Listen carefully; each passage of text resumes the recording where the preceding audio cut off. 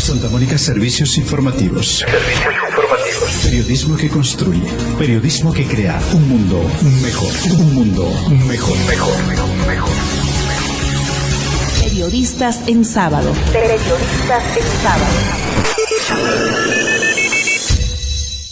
Bienvenidos y bienvenidas a Periodistas en Sábado a través de Santa Mónica Radio y Televisión Digital. Gracias por acompañarnos. Hoy tenemos como invitado al profesor Edwin Epken Sánchez, dirigente provincial del Magisterio Chotano, para conversar sobre el rol del maestro en la sociedad actual. Como sabemos, cada 6 de julio es celebrado el Día del Maestro en el Perú. Por ello es pertinente conversar en el programa sobre esta delicada labor que desarrollan los hombres y mujeres que forman las bases de los niños, adolescentes y jóvenes de las diferentes generaciones. Bienvenido, profesor Edwin. Gracias por estar en el programa. Muchísimas gracias, Vicente. Agradecerte a ti, de igual manera, a esta prestigiosa emisora Santa Mónica, que permite al conversar estos acontecimientos y otros, y que son parte de nuestra cultura y que se debe ir forjando cada día más, ¿no?, estos espacios. Ser maestro no es una labor cualquiera, profesor. No es una labor como las tantas que hay. Fíjate, la pregunta trae a reflexionar todo un enfoque de lo que es ser maestro en el Perú, ¿no? Y ser maestro significa, pues, primero, de que nosotros trabajamos con personas, ¿no?, en los diferentes niveles, y que nosotros orientamos a esas personas con un trabajo de formación, aparte de lo que se puede hacer, se complementa con lo que puede hacerse en la casa, ¿no? En ese sentido, la labor del docente es comprender todos estos estadios que comprende el desarrollo del ser humano, desde inicial, desde los que están en pronoí, desde que hay o ha habido esta época de alfabetización hasta ir inicial, primaria y secundaria, ir comprendiendo toda esta formación del ser humano e ir también ayudándolo en su parte académica, en su formación, tanto en conocimientos, en lo personal, en lo vivencial. Es una formación integral, ustedes son conscientes de eso, maestro. Aparte de formación integral, es que el alumno sepamos darle el espacio como docentes. Por eso es que el maestro se prepara 5 años para poder... Y no solo 5 años, la preparación constante, ¿verdad? Toda la vida, porque cada... Una de las carreras que más lee acá en nuestra sociedad, sabemos que los abogados leen bastante, también el profesor tiene que leer bastante, para poder un poco, digamos, hacerle una historia, hacerle un panorama, hacer que su imaginación se traslade a un contexto que el profesor está explicando cuando hace la clase o cuando está como frente a sus alumnos, ¿no? De tal manera que la vivencia es extraordinaria, es una de las profesiones más extraordinarias. Yo que tengo otra carrera, más extraordinarias del ser humano. ¿Quién no quiere ser docente, no? Y cuando pasamos al tema de la universidad, también el ejercicio de la docencia es hermosísima, Vicente. Lo decíamos porque, maestro, usted muy bien lo ha indicado, trabajan con personas, pero es que no solo es eso, que trabajan con personas, sino ustedes, por ejemplo, desde el nivel inicial, los docentes de la especialidad, ustedes son los que forman las bases, consolidan las bases de las diferentes generaciones. He ahí el papel, el rol clave que tienen ustedes, y muy bien usted también lo ha indicado. Para eso el docente tiene que estar muy bien preparado, porque trabaja con personas, y es más, no siempre serán las mismas personas, y cada una de esas personas tiene sus particularidades, tiene su mundo. Y para eso es lo que usted dice, el docente tiene que estar en permanente preparación, actualización, para poder enfrentar o preparar, digamos, en este caso, el trabajo que va a desarrollar en la formación de estas personas. Mira, tú me has hablado de una dimensión, una parte de una dimensión de lo que es el rol del docente. Tú me haces acordar cuando estaba leyendo sobre el Día del Maestro, ¿no?, que es el 6 de julio. Allá por los años del 1822 fue el general San Martín quien crea la Escuela de Preceptores en Lima. Pero, ¿sabes cuál es el fondo de crear esa escuela? Es de contrarrestar esa educación élite que había en Lima con las grandes burguesías, los pequeños grupos de poder, para que el pueblo hoy sea educado, ¿no? Y tengamos profesores que se vayan a nuestro Perú, al Perú profundo, para desarrollar la cultura en todos los espacios que tenemos en el Perú. Entonces desde ahí hubo creciendo el tema educativo, pero con un rol más allá de las aulas, ¿no? El rol de transformar la sociedad peruana a una sociedad más culta, a una sociedad donde se transforme todo ese estatus que había a un estatus donde por ejemplo, fíjate lo que hubo en los tiempos antaños y que no escapa al rol del docente, es que la intención de la educación era abolir en ese entonces, fíjate, con la servidumbre.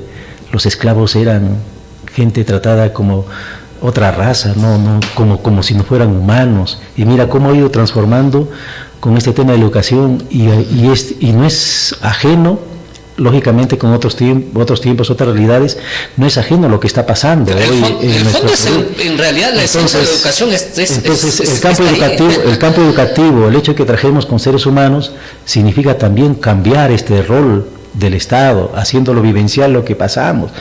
Por ejemplo, nosotros hay varios ejes transversales, hay propósitos, hay fines, hay principios en la educación en la que tenemos que trabajar, principios del trabajo democrático, por ejemplo, ¿no? Entonces, y si nosotros lo hacemos de manera hacer sentir lo que vivimos, esta realidad, nuestros docentes, yo sé que transformaríamos el Perú y no repetiríamos este plato que tenemos en la política. Entonces, fíjate cómo es que a través del sector de educación no estamos alejados de las políticas educativas, y la educación no es sino en el Estado lo que brinda es una política educativa, nada más. Esto último que usted menciona lo vamos a tratar también más adelante en el programa. Volvemos luego de la publicidad con Periodistas en Sábado a través de Santa Mónica Radio y Televisión Digital. Continuamos con Periodistas en Sábado. Estamos conversando con el profesor Edwin Edquén Sánchez, representante provincial del Magisterio Chotano, a propósito del Día del Maestro. Usted decía algo importante, profesor. Mencionaba que la educación va más allá de las aulas. Es una herramienta para transformar. En realidad eso está articulado, si no me equivoco. Lo que se haga en las aulas y fuera de las aulas es parte de esa misma formación encaminada a la transformación, no solo del ser humano como tal, el desarrollo humano que lo conocemos, sino también en la transformación de su entorno, cómo utiliza los recursos que tiene para generar mejores condiciones de vida, porque al fin y al cabo de eso es lo que se trata, por lo menos hasta donde las concepciones se dan hasta ahora. Los países adelantados han hecho de la educación su instrumento de transformación. Si no, miremos a Japón, miremos a los países que hoy lideran en el tema educativo, o las potencias. Entonces, si eso es la herramienta para transformar el país, ¿por qué no darle importancia a la educación? Entonces, ahí viene nuevamente la discusión, la política educativa en la que nosotros estamos inmersos. Y esta política educativa, lamentablemente enlazado con una política económica y social, es que retrasa, por la forma como se está dando, retrasa de alguna manera ese desarrollo, porque todavía nos ven como clase de otra clase. Si tú te das cuenta, el limeño, o en todo caso la educación élite que se puede dar en Lima, a la educación en el campo es muy diferente. Y ahora se ha convertido en varios modelos en el Perú. Entonces, total, ¿qué modelo vamos a seguir? Pero ahí no está el reto de ustedes como maestros, precisamente. Sí, entonces, producto de una política educativa es que se emiten diferentes documentos, y ahí está nuestro diseño curricular, en la que nosotros tenemos que hacer maravillas para transformar y educar a nuestros alumnos. Entonces, en una comunidad, por ejemplo, en donde los padres de familia envían a sus hijos a educarse, significa que están convencidos que a través de la educación este niño, este joven, es que va a progresar en una sociedad todavía injusta como la nuestra, ¿no? Están convencidos de que si no se le forma al estudiante, si no se le adecúa a la lectura, el estudiante fracasa, ¿no? Un ejemplo de ello, te decía hace un momento, de la lectura es José Carlos Mariátegui, que fue autodidacta y que desde los 8 años no terminó ni la escuela. Y fue un gran periodista, fue escritor, ¿no? Y fue uno de los pensadores que cuando fue a Italia, Mariátegui se convenció de toda una corriente de lucha obrera, de lucha por reivindicar los derechos, y es por eso que nuestro sindicato tiene como baluarte a Mariátegui, por su pensamiento que todavía ahora es permanente, ¿no? Mira, Mariátegui decía, Vicente, solamente para compararlo de ahora, decía, nosotros, el problema del indio no se suscribe solamente a un tema educativo. Mal utilizado el término, ¿no? Indio, ¿no? Así, pero lo menciona, del indígena, ¿no? No se suscribe a un meramente trabajo pedagógico incluso, sino dice, se suscribe el problema, se suscribe a darle solución al problema de la tierra. Entonces la revolución que dio de Velasco Alvarado para darle propiedad a la tierra es parte de una transformación, fíjate. Entonces las transformaciones vienen producto de estas propuestas educativas y nosotros como magisterio tenemos que ser conscientes de que organizados y discutiendo la problemática educativa es que se va a generar transformación. Pero no solo discutiendo, es que esas discusiones, si bien es cierto hay responsabilidades compartidas, pero que deben servir para reforzar el compromiso, la labor de cada uno de quienes hacen esta tan noble y sacrificada y clave función de formar. Y lo que usted menciona, eso es lo que quizás como que ya se está dejando de lado, la formación integral, es decir, no solo el tema académico, no solo transmitir conocimientos, sino también desarrollar capacidades, valores, y enfrentar, ver la forma cómo contrarrestar los diferentes problemas, como ahora tenemos en el país, la delincuencia, la corrupción, diferentes tipos de violencia, el consumismo, entonces, un poco el tema que nos avasalla de manera negativa la tecnología. Sí. Digo que de manera, la tecnología entonces, no es mala, pero cómo lo usamos es otra cosa. Entonces fíjate lo poco que hacemos los maestros en el aula, en el colegio, en la escuela, en la universidad, enfocándolo en valores. Lamentablemente se va perdiendo cuando vemos una sociedad donde lo primero que vemos es la muerte, lo primero que vemos es la corrupción, lo primero que vemos son intereses de grupillo para aprovecharse de las riquezas, lo primero que vemos es estigmatizar a cualquier ciudadano cuando no está de acuerdo. Entonces se desfigura lo que nosotros hacemos. Pero eso no es un reto para ustedes. Sin embargo, eso es un reto para ustedes como educadores. Lo es y lo será siempre porque nos toca a nosotros trabajar de manera consciente y haciendo, trasladando esta situación que vivimos en el país para nuestros jóvenes y no repetir el mismo plato. Yo te decía, ¿no? ¿Cómo se explica en el Perú que tengamos congresistas donde no tengan ningún requisito para ser congresistas? Y por eso tenemos un congreso como el que tenemos. Que se van a aprender lo que nunca leyeron un artículo en la Constitución. Con suerte se van a aprender, porque algunos ni siquiera hacen eso. No les interesa aprender, otras cosas. Entonces, fíjate, falta mucho trabajar. ¿Por qué en el sector de educación hay meritocracia y en el Congreso no lo hay? ¿O por qué en otros sectores no lo hay? No lo hay. Entonces, pero quizá por eso que le digo, profesor, es que el sector de educación no es cualquier sector. Entonces clave. Hablamos de transformar esto. Mira, nosotros somos críticos cuando hemos dicho, ¿no? Hoy ha salido una ley 32.242 donde dice despido directo, despido a directores, profesores, auxiliares, en fin.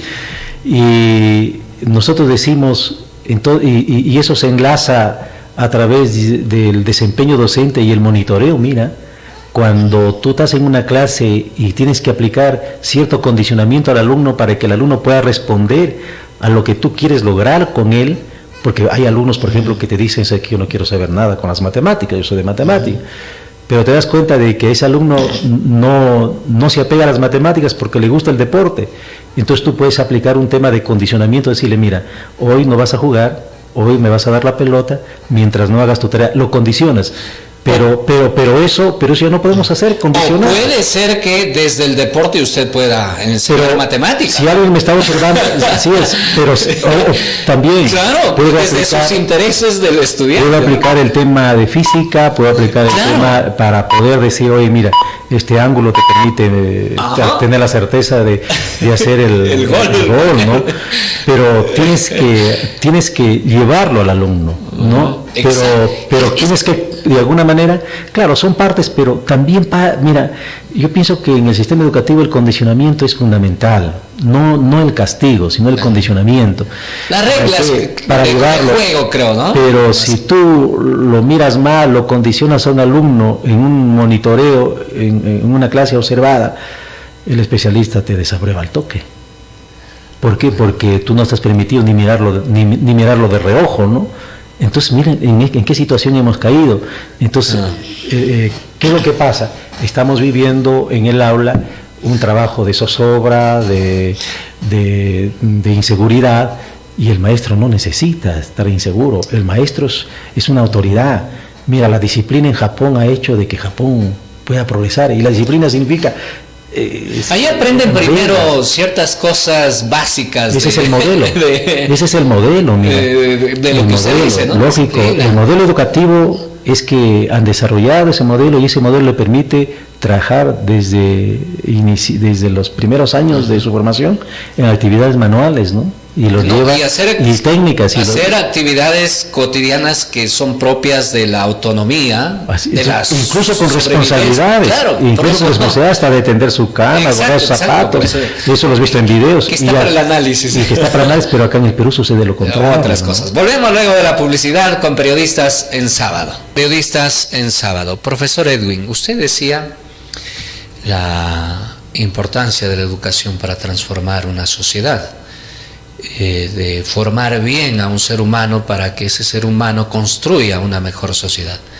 Considerando lo que usted muy bien ha descrito también, nuestra realidad en el país, delincuencia, corrupción, alcohol, droga, asalto, sicariato, etcétera, etcétera, son problemas que incluso ya están llegando a Chota, problemas que preocupan mucho, que no todo es negativo, pero hay que preocuparse por esas cosas para que no avancen como están avanzando, que no se desborden como se están desbordando, por ejemplo, la delincuencia en las grandes ciudades. Significa que la educación en cierta forma tiene una parte de esa responsabilidad de que no ha habido un trabajo adecuado. Por eso es que todas estas cosas son consecuencia de... Lo que está pasando, Vicente, es que la política educativa en Perú ha generado que se genere este ambiente social que hoy tenemos. Pero el replanteo, disculpe que le corte, el replanteo, le digo, ¿por qué? Porque los políticos que tenemos arriba han pasado por un aula. Sí, pero te comento. Desde inicial, primaria, secundaria, y algunos, si es que han ido a la universidad como corresponde o solo han sacado el título, no sabemos cómo, y no solo en la política, también en otros poderes del Estado. A eso me refiero, es decir, ¿acaso es que la educación está fallando para llegar hasta esto en los diferentes ámbitos, si usted lo quiere ver así, político, económico, etcétera, etcétera? Es que la política, nuevamente te repito, ¿no? Es que la política educativa que el país ha implementado se está convirtiendo en una política que da lugar a este escenario. Si no, veamos quiénes salen de la universidad y por qué las universidades no tienen un control, porque la política educativa ha generado eso. ¿Quiénes son los que gobiernan nuestro país? Son profesionales egresados de una universidad, y las universidades hoy están cuestionadas su calidad.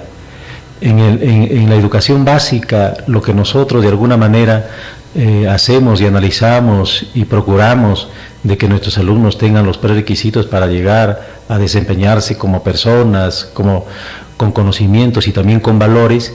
Esto se viene complementando en la educación superior, pero lamentablemente floja, digamos, en el tema académico, ¿no? Floja en el tema de formación personal. Entonces, pero cuando yo hablo de política educativa significa de que la atención de este gobierno a la política educativa es aún todavía deficiente. Es por eso que nosotros en nuestra plataforma de lucha, nosotros decimos hoy, ya increméntalo al 6% el presupuesto para tener instituciones y cobertura y darle mejor atención a nuestros estudiantes. Fíjate, hay una brecha digital. Y una brecha digital, ¿qué significa? De que si tú te vas a una comunidad y quieres enseñar a nuestros alumnos de manera virtual, miren lo que está pasando acá, miren el adelante, miren cómo podemos hacer este trabajo en física, miren para qué sirve, ya no lo puedes utilizar. ¿Por qué no? Entonces hay que ingeniarse para hacerlo. Y pregunto, eso no es una brecha y no es una diferencia entre lo que está pasando en una urbe y lo que está pasando en las más altas esferas de este gobierno. Entonces, ahí surge, ¿no? Sí, y si quiero decirte que hay responsabilidad, sí lo hay responsabilidad, pero esta responsabilidad no toca en gran magnitud a lo que como política educativa debe implementarse.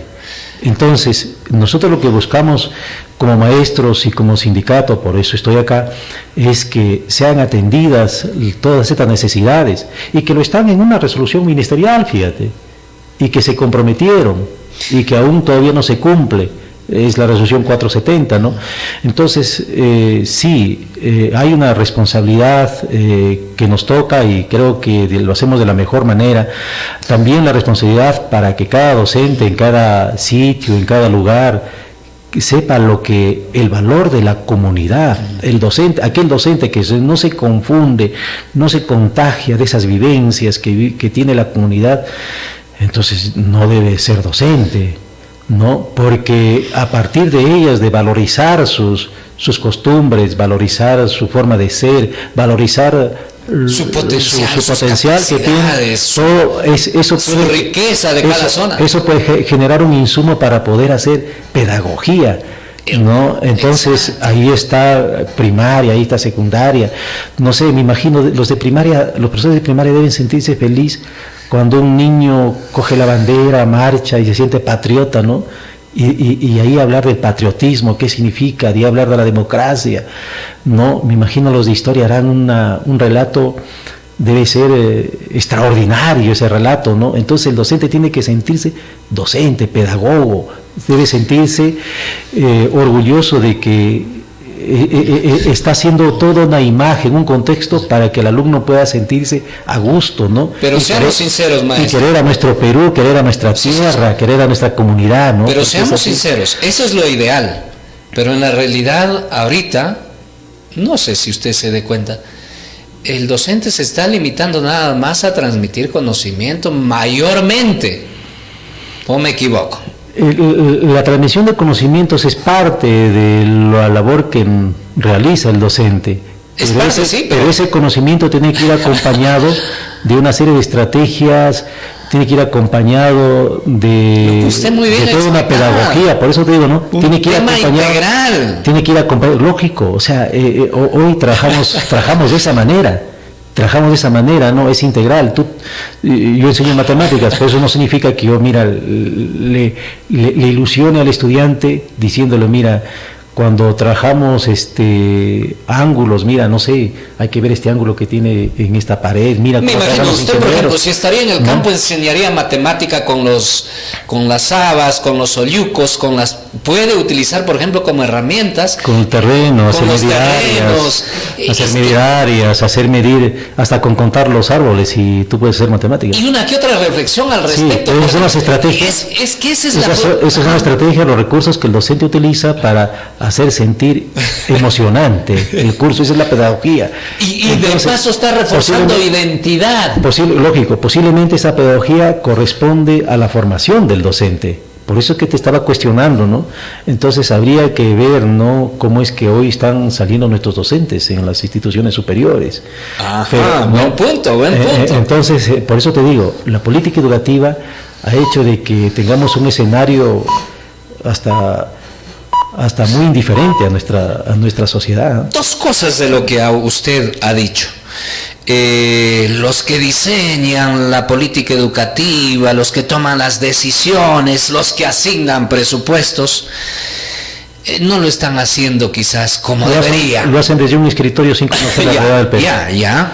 Pero ellos han pasado, ojo, por inicial, por primaria, por secundaria y universidad.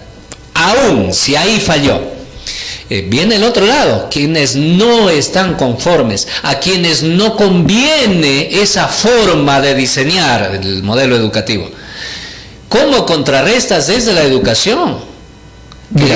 Que eso permítame tratarlo luego de la publicidad, profesor Edwin. Volvemos con Periodistas en Sábado. Continuamos con Periodistas en Sábado. Profesor, decíamos. Sí, a ver, Vicente.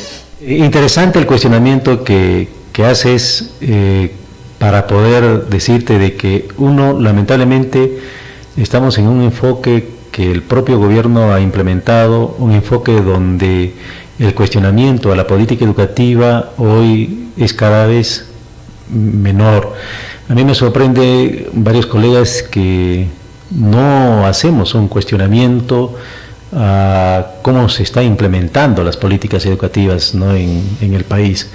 Pero sin embargo también fíjate el cuestionamiento porque de un tiempo a otro se han ido seccionando, se ha ido desapareciendo mejor estas materias tan importantes como es la filosofía, como es donde hay un análisis crítico, ¿no?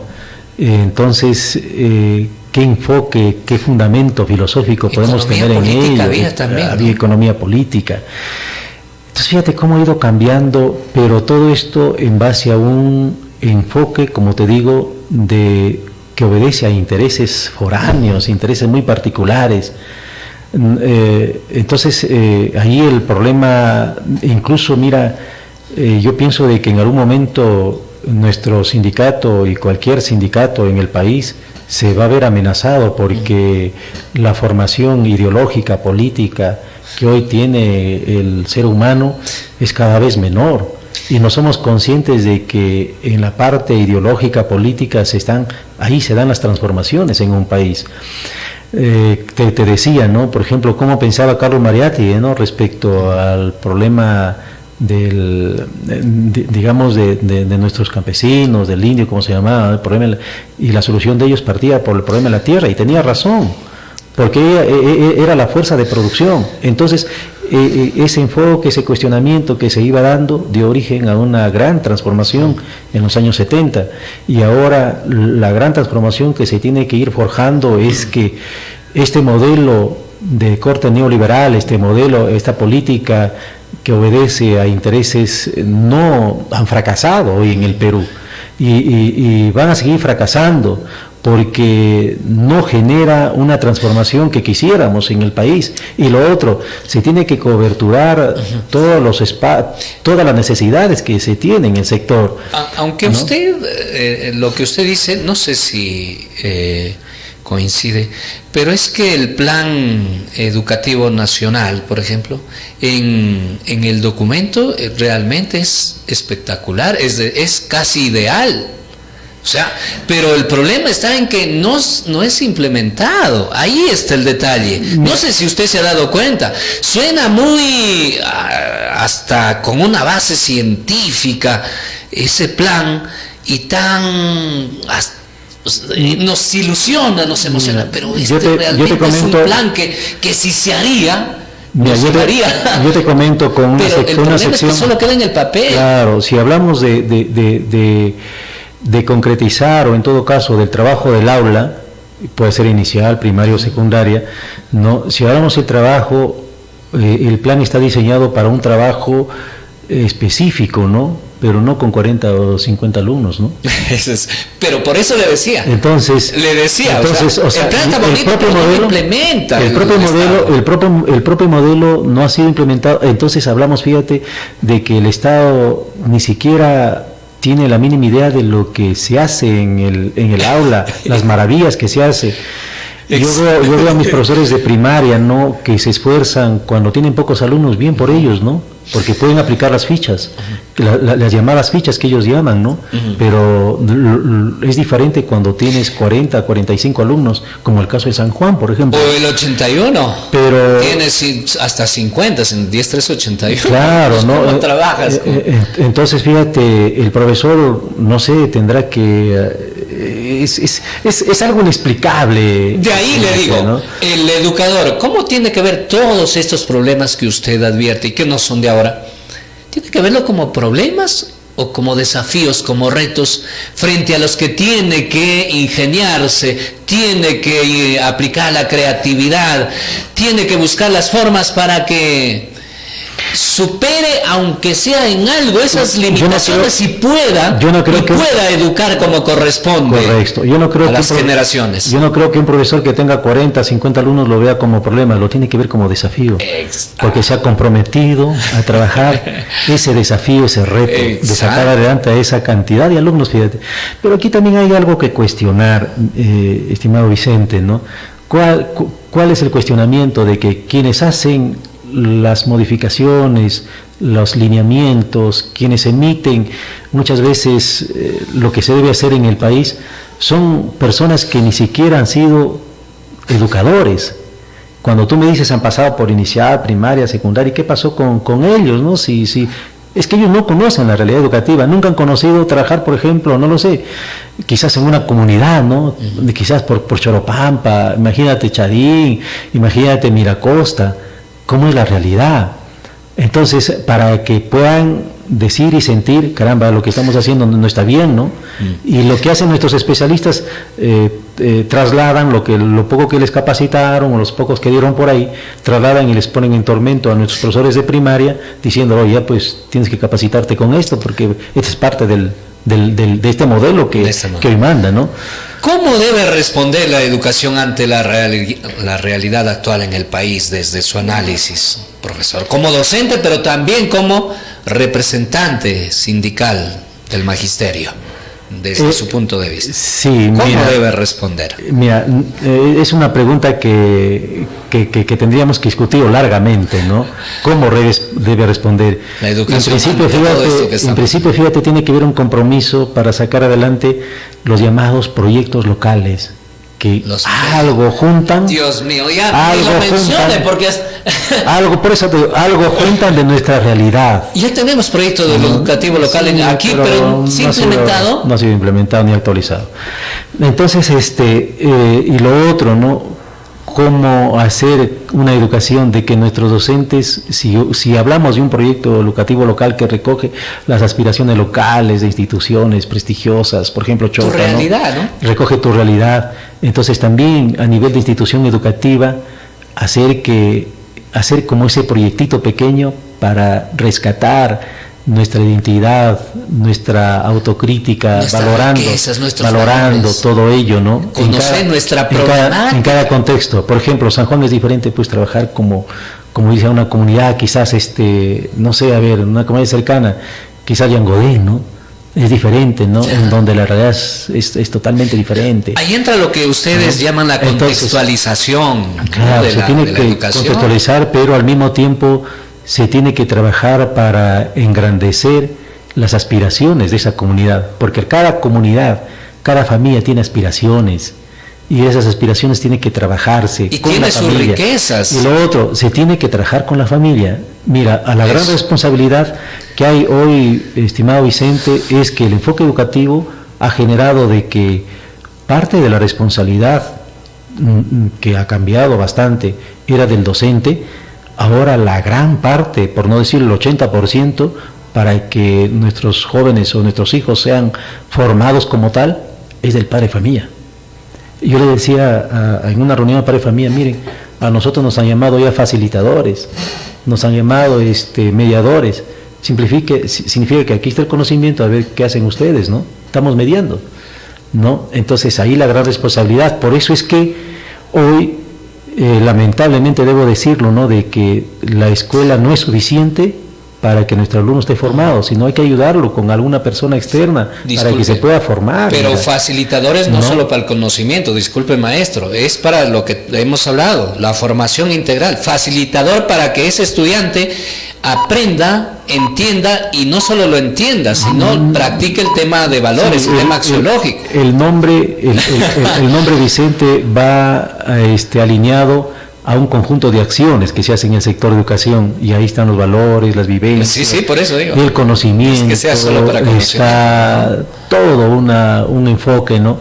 Entonces, sí, pero lo que yo te quería decir es que hay una gran responsabilidad ahora de padre de familia. Sí, ¿Y eso qué es significa? innegable. ¿Y eso qué significa? Al menos un primer criterio que debe tener el padre de familia es al menos revisar en su cuaderno, qué es lo que hace.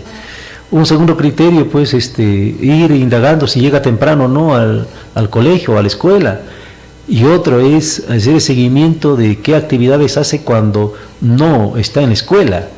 Entonces, eso significa estar pendiente, porque hoy nuestra sociedad es una sociedad muy, yo no sé si podría decir hasta puede ser peligrosa. Que sí lo es. Para nuestros niños. Sí, ¿no? lo es. Ya el joven de alguna manera ya sabe discernir, sabe comprender lo bueno de lo malo. Pero el niño, el adolescente... y cuando ya estamos en una etapa, por ejemplo, del niño, del propio adolescente, yo pienso que hasta los 12, 13 años, ya un joven de 14, 15 años ya sabe de alguna manera ser consciente de lo que está haciendo. Entonces se va alejando, fíjate, el niño de 14, 15 años se va alejando de la tutela o del control del padre de familia para asumir su propia responsabilidad como tal.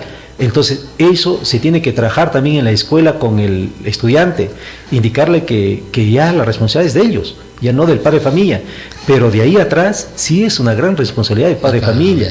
Entonces hay que ir trabajando eso con los papás, tanto en las escuelas, y que sean conscientes. Ese es el término, trabajando. Pero al mismo tiempo también indicar acá, decir a los papás que no se los cree, no crean todo lo que les dicen los hijos. Yo soy padre, ya el hijo tiene pues conductas diferentes, una cosa con el papá y la mamá, otra en la cosa casa, otra vez con el amigo, otra cosa con el amigo y otra cosa en el colegio, ¿no? Entonces hay una serie de espacios en donde el padre de familia tiene que preocuparse, pero si es que de eso hablamos.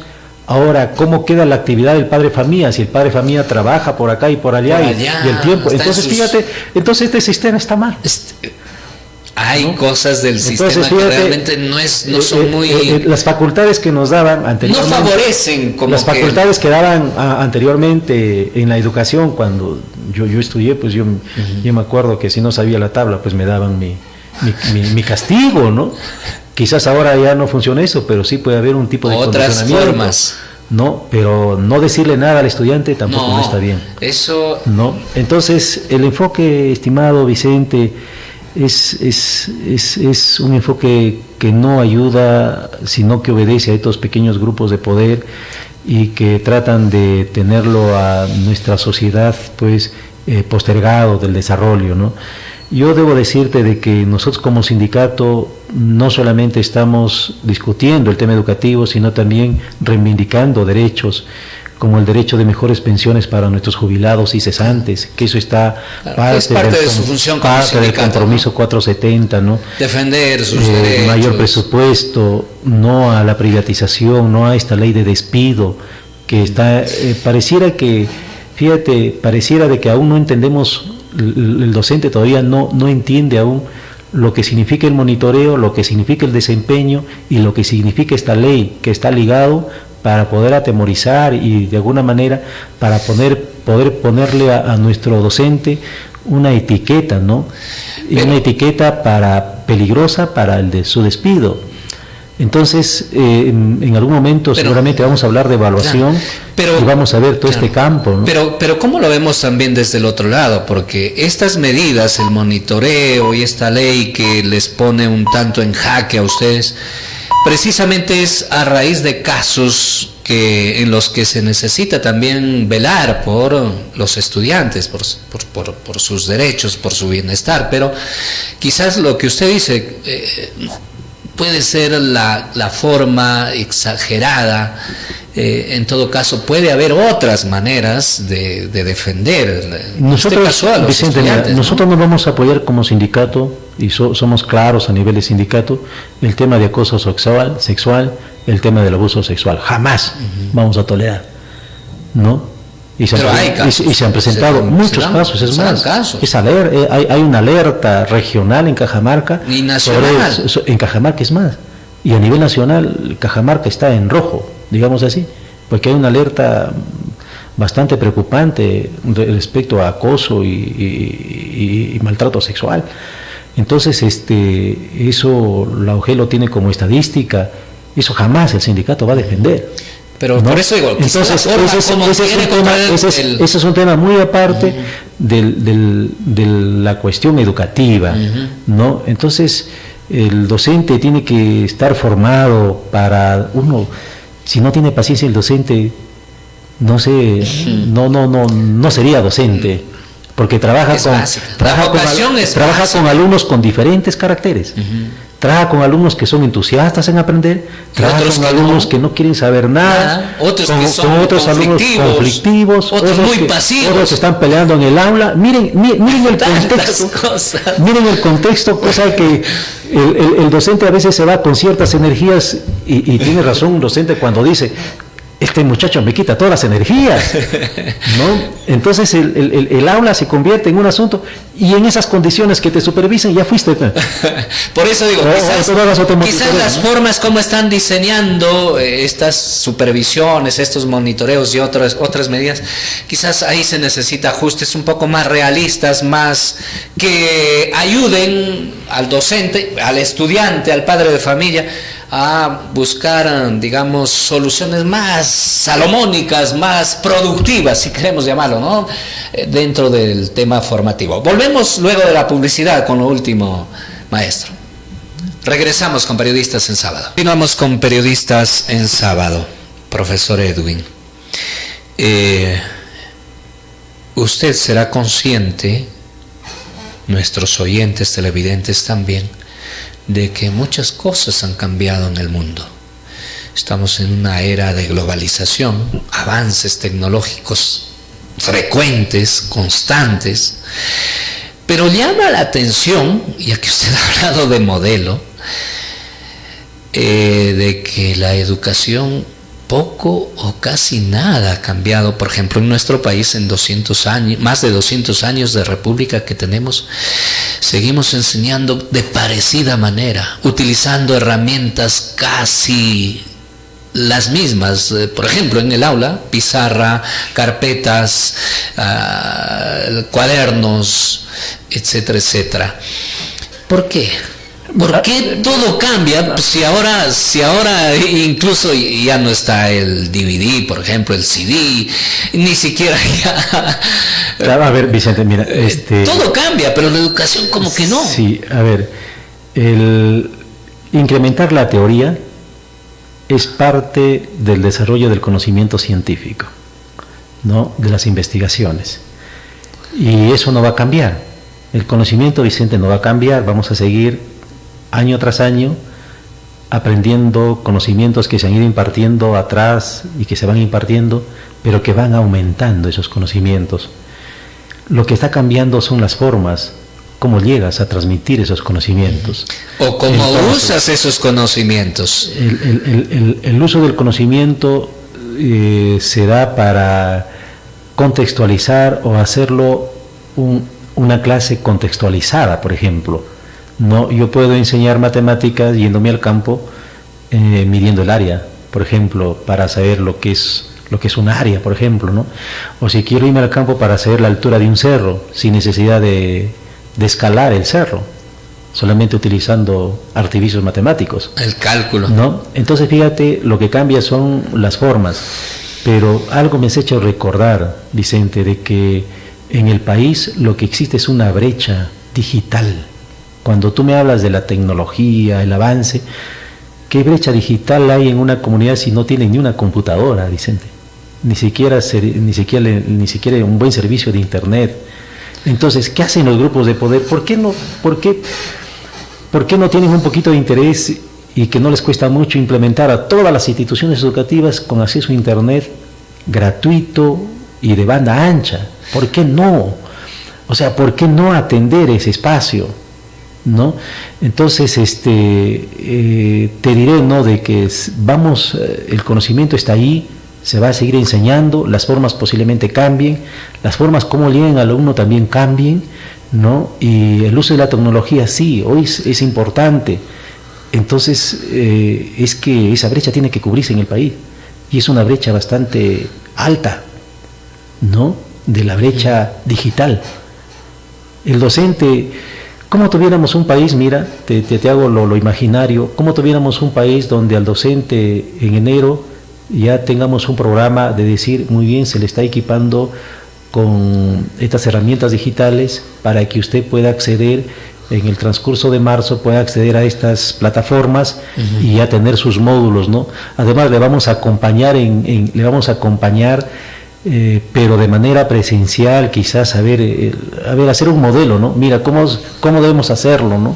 Pero recogiendo desde el contexto, ¿no? O sea, y lo otro, ¿no? Yo creo que las universidades tienen que acercarse al magisterio. Una propuesta de que podemos entrar a la universidad, los profesores, quizás estar 15 días, un mes, cada año, y refrescar toda esa memoria, todo ese conocimiento, todo ese avance digital que hay, ¿no? Entonces, ¿qué diferente sería, ¿no? Y no esperar que como Estado contratar al profesor Edwin para que implemente políticas desde un escritorio. No, pues, no, para eso están las universidades, que son la cúspide, que son lo más alto del conocimiento, ¿no? Entonces ahí enriquecer la labor de la escuela a través de visitas, pero es que de estas visitas que pueden hacer nuestros docentes. Ya que usted toca universidades, es que como dijo el fallecido Bate Chutano José Alberto López Coronado, el problema es que las universidades se están convirtiendo en un colegio de secundaria, solo que más grande, y solo que su función, así lo decía, es nada más formar mano de obra, peones. Es una pena que la reforma universitaria haya retrocedido en este gobierno de... ¿Por qué? Por intereses de quienes, ya sabemos. Y eso repercute en la formación del estudiante de cualquier carrera, Vicente.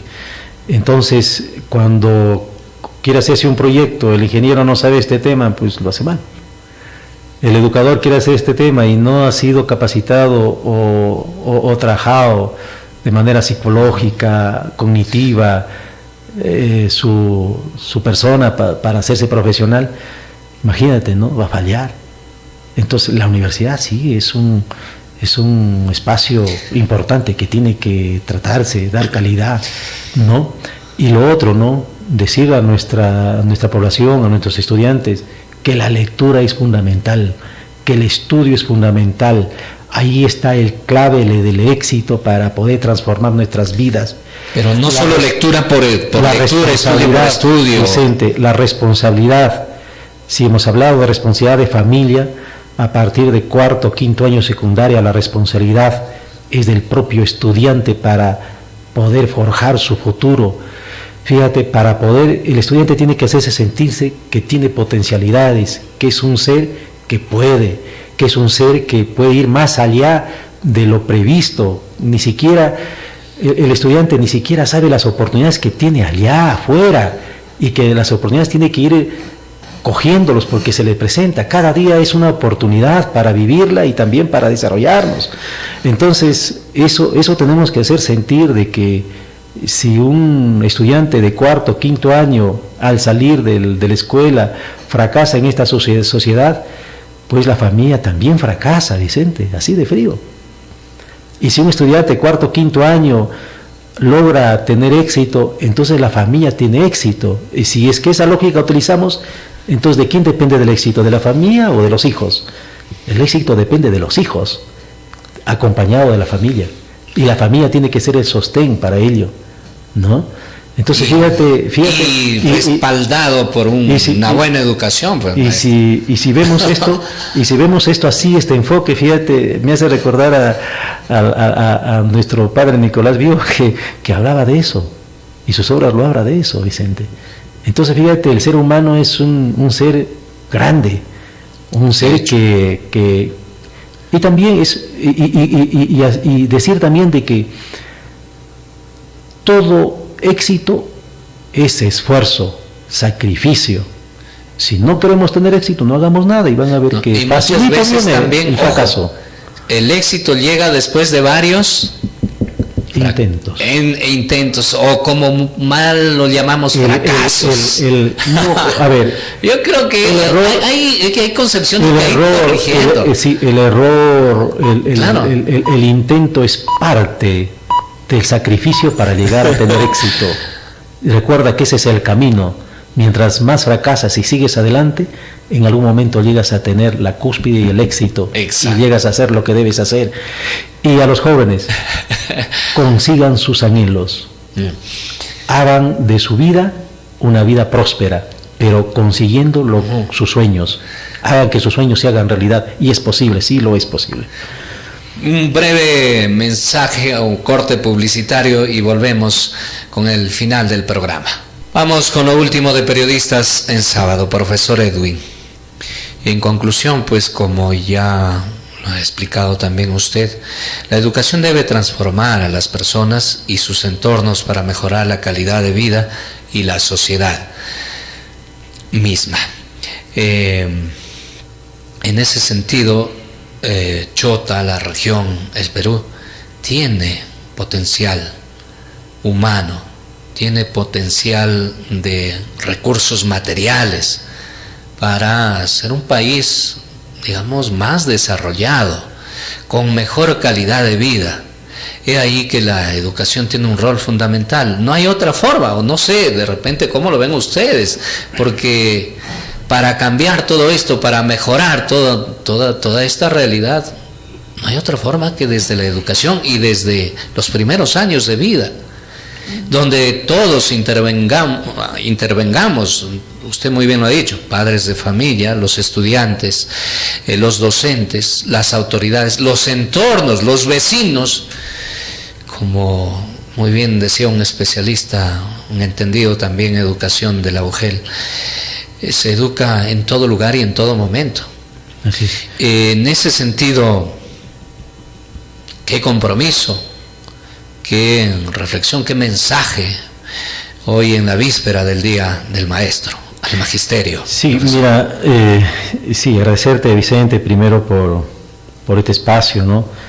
Debo decir lo siguiente: si estamos convencidos de lo que tú acabas de mencionar, yo sí lo estoy, entonces el magisterio hoy del país, el magisterio chotano, no solamente debe trabajar, sino dar una respuesta a estos grupos de poder mafiosos que hoy están en el Congreso acusados de organizaciones criminales, para que en estas próximas elecciones 2026 no sean los mismos los que estén en el poder, porque lo único que van a hacer es maltratar al magisterio, como ya lo están haciendo, ¿no? Hoy tenemos una política de atemorización al magisterio. Cualquier líder que salga a protestar o a reclamar sus derechos es etiquetado como terrorista, como rojo, como una serie de adjetivos. Entonces hay una tarea que tenemos que realizar, ¿no? Dar una respuesta a estos grupos de poder que tanto daño han hecho al país, ¿no? Y lo otro, en esta festividad del Día del Maestro, es una festividad para conmemorar lo valioso que es el docente. La palabra maestro, Vicente, viene del latín magister, que significa de alto conocimiento, ¿no? De aquella persona que es experta, tiene el mejor conocimiento que cualquier otra persona. Entonces, en esta fecha tan importante, decirles a mis maestros, ¿no?, de que su tarea es una tarea valiosa, es una tarea incomparable, una tarea que es una responsabilidad social que nos da la sociedad, y qué bonito es ser maestro.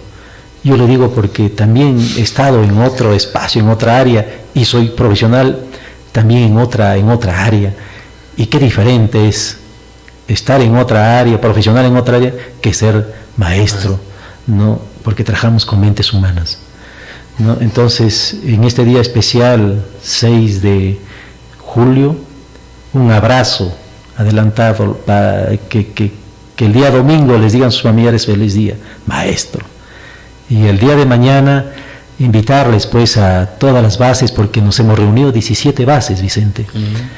Invitarles a todas nuestras bases. San Juan va a participar como base con su escolta, ¿no? En conjunto sus profesores, ¿no? Decirles que estamos participando del desfile cívico mañana, que es a las 10 de la mañana, la concentración va a ser a partir de las 9 de la mañana en la Plaza de Armas, ¿no? Y luego nos vamos a trasladar nosotros a nuestra acogedora casa, que es la casa del maestro, donde vamos a disfrutar de un almuerzo y una ceremonia especial, y luego va a haber un baile de confraternidad. Esperemos que quedemos bien, porque ya también estamos de salida, Vicente. En este diciembre nosotros cumplimos ya nuestros 3 años como dirigentes y tiene que renovarse. Yo sí soy de ese pensamiento de que los líderes tienen que renovarse, ¿no? Y no continuar. Esperemos que sea así, porque hoy casi nadie quiere asumir la responsabilidad de ser dirigente, Vicente. De las organizaciones. De las organizaciones. Sí, en esa situación estamos ahora. Muchas gracias por estar en el programa, maestro. A ti, Vicente, agradecerte, y una vez más, en este día especial, un abrazo a todos los maestros del Perú, de Chota, y pues que la labor siga y continúe, ¿no? Muchísimas gracias. Saludos también a todos los maestros que con vocación, dedicación, compromiso, responsabilidad asumen sus funciones en la formación de las generaciones, desde inicial, primaria, secundaria y también en las universidades, y que esa labor sea cada vez más preponderante, porque estamos convencidos de que la educación es el arma, es la clave para desarrollarnos nosotros como seres humanos, y en consecuencia también desarrollar nuestros entornos y tener una mejor sociedad. Bendiciones, amigos y amigas. Así llegamos también al final de Periodistas en Sábado. Gracias por su amable atención. Permiso. Hasta la próxima. Santa Mónica Servicios Informativos. Periodismo que construye. Periodismo que crea un mundo mejor. Un mundo mejor. Periodistas en Sábado. Periodistas en Sábado.